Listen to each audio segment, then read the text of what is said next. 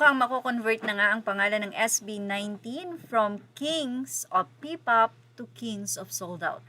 Yes, na balitang-balita nga po ngayon sa social media ang nasabi nga pong sold out tickets ng SB19 at marami na nga po ang nag-update nito at isa nga po sa nag-update nito ay si Bretman Stone parody account.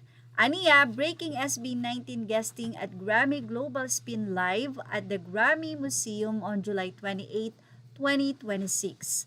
Ang ticket po, sold out in less than 1 minute after the general sale began. The group achieved this feat without any official post about their appearance. Grabe.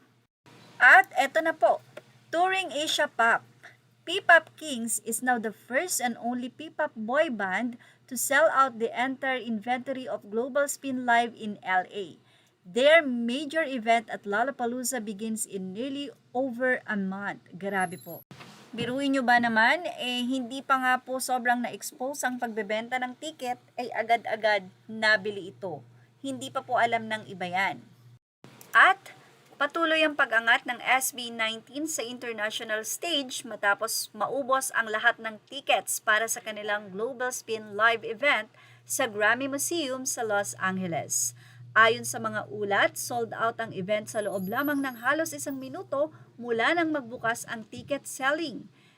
Isa itong panibagong patunay ng lumalawak na global reach ng P-pop group habang naghahanda sila para sa kanilang makasaysayang pagtatanghal sa Lollapalooza 2026, kung saan sila ang magiging unang homegrown Filipino act na magpe-perform sa prestihiyosong music festival sa Chicago.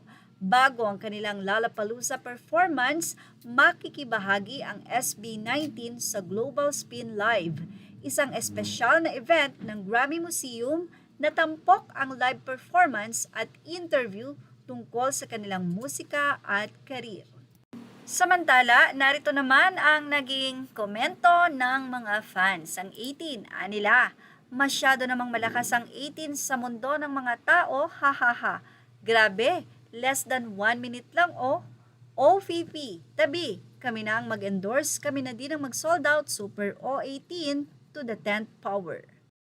Narito pa ang matitinding say ng mga fans. Anila, hahaha, power ng 18 tahimik pero mabagsik. Sinabi kasi ni Chris Ann na para daw jet sa bilis.